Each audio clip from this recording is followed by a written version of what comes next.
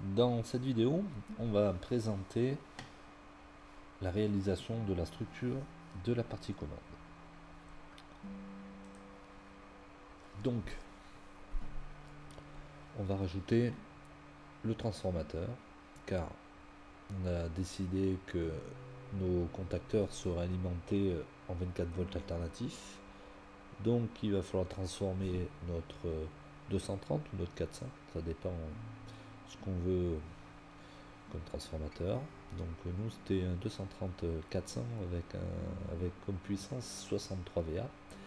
C'est le 044202 de Legrand. Donc voilà, on l'a. Donc maintenant qu'on a inséré le symbole, on va y associer évidemment les protections et on va le connecter. Donc en amont, on avait choisi un sectionneur porte fusible dont on avait trouvé les références aussi.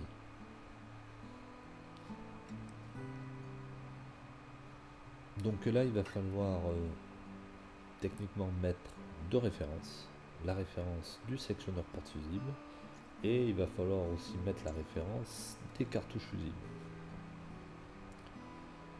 Donc le sectionneur, c'est bon, 005802.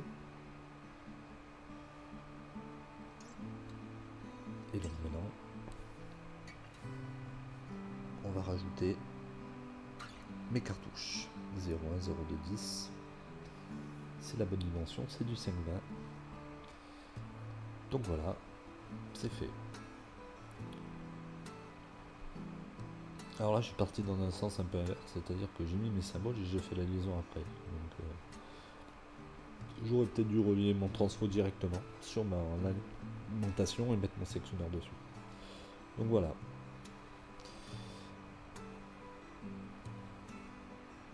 On est bon. Donc ces fils, on n'a plus besoin. Hop, on les enlève.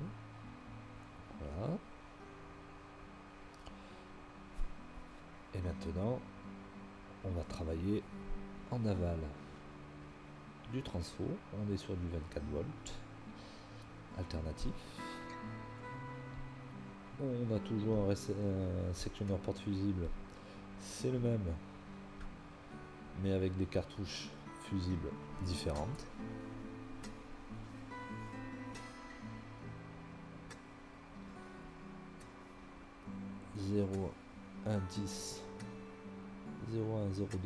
Pardon.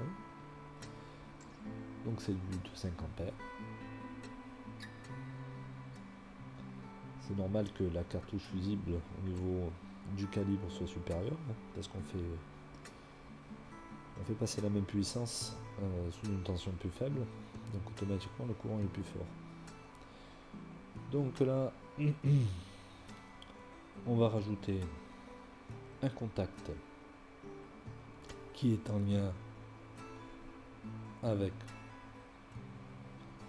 mon Q1, mon sectionneur disjoncteur, mon disjoncteur sectionneur GV2. Alors 138 ampères, c'est le réglage du courant magnétique. Donc voilà, on l'a bien associé.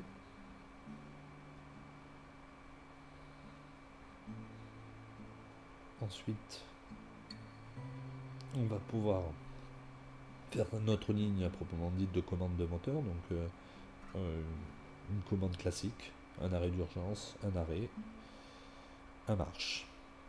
Donc toujours pareil, faites bien attention quand vous insérez des symboles,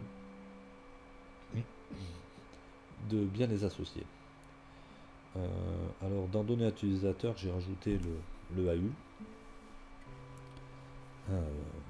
Parce qu'on va voir après que je vais pouvoir enlever quelques attributs du schéma pour alléger un peu le schéma. Donc là, je vais rajouter mon bouton arrêt.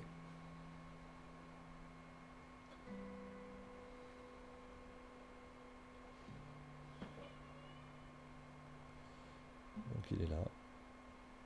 C'est bien mon S1. Alors, je lui mets le nom en données utilisateur. Comme ça, tout tout à l'heure, quand je pourrai supprimer les attributs, ça restera. Mon bouton marche, qui est S2.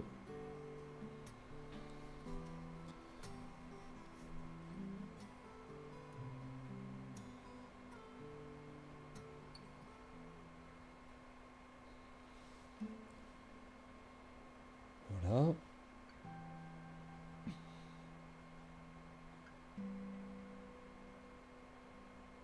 Et il nous reste le contact qui va nous permettre de faire l'auto-maintien en parallèle du bouton marche qui est associé au contacteur CAN.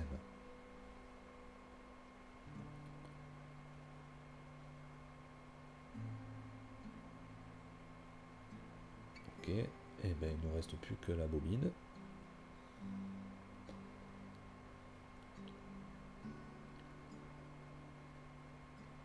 On prend une bobine instantanée. Et toujours pareil, elle fait partie du contacteur. Donc on la met en lien avec le contacteur. Alors on peut voir que le F1 et le F2, les deux protections des transfos sont dans la mauvaise localisation. Là, je viens de le voir. Il faudra changer la localisation pour les replacer sur la grille. Parce qu'effectivement, les sectionneurs ports fusibles sont sur la grille. Maintenant, on va insérer nos petits voyants, notre H1, notre H2. Alors il y en a un, c'est le vert, donc je le mets en lien directement avec l'alimentation de la bobine KM1. Comme ça, quand la bobine est alimentée, le voyant s'allume. Et je vais mettre celui-là qui va être branché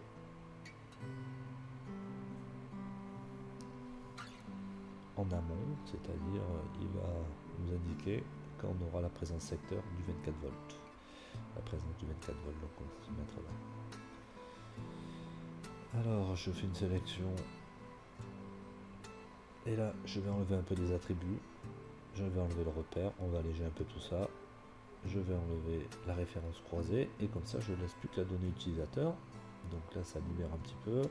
Pour l'arrêt d'urgence et l'arrêt, il y a toujours des éléments qui me gênent un petit peu, donc je supprime, je vais resélectionner et je supprime les attributs qui ne m'intéressent pas, la couleur et l'indice de protection, ça m'intéresse pas.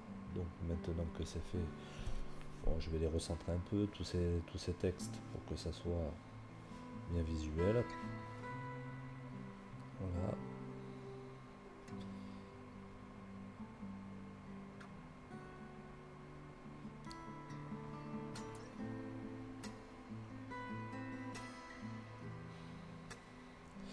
Alors, effectivement, le repérage de AU1, c'est pas 11-12 mais 1-2. Et pareil pour les boutons poussoirs, les repères sont pas les bons. Ils proposent des repérages qui sont pas bons. Il n'y a pas de chiffre de dizaine techniquement. Il n'y a que les chiffres unités. Donc 3-4.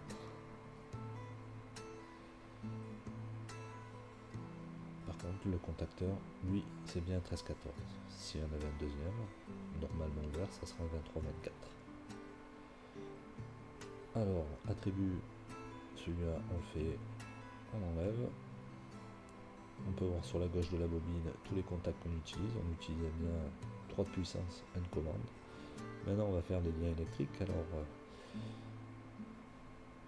on sélectionne bien 24 volts alternatifs. On verra que les couleurs qu'ils nous proposent, les couleurs génériques vert, effectivement, ce ne sont pas des couleurs normalisées. On le changera ensuite. Alors, j'aurais très bien pu dessiner, comme j'ai fait pour la puissance, une ligne complète et insérer des symboles sur le fil.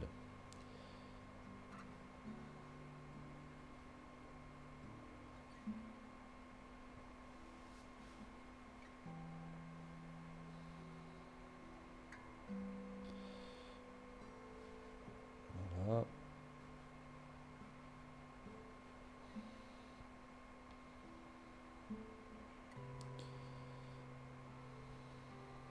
Il me reste mon voyant secteur.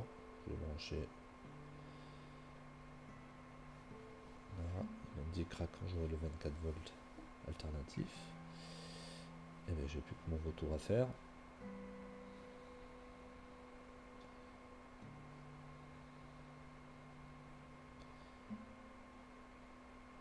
Alors, mon KM homogène. On va le décaler. Voilà. On n'a plus qu'à relier. On a bientôt fini la structure de la commande. Voilà. Pas oublier le dernier fil.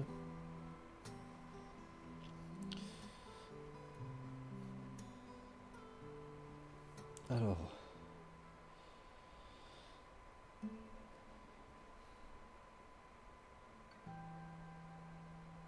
ici, on peut déterminer un ordre de câblage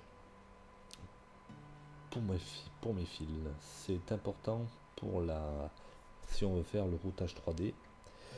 Ça m'évite qu'ils me mettent 4 ou 5 fils sur une même borne. Ça peut être embêtant. Dans la réalité, on essaye de garder que 2 fils par borne. Donc le fait de mettre un ordre de câblage me permet d'indiquer comment on fait les liaisons réelles ou lors du routage. Alors des fois il y a des conflits.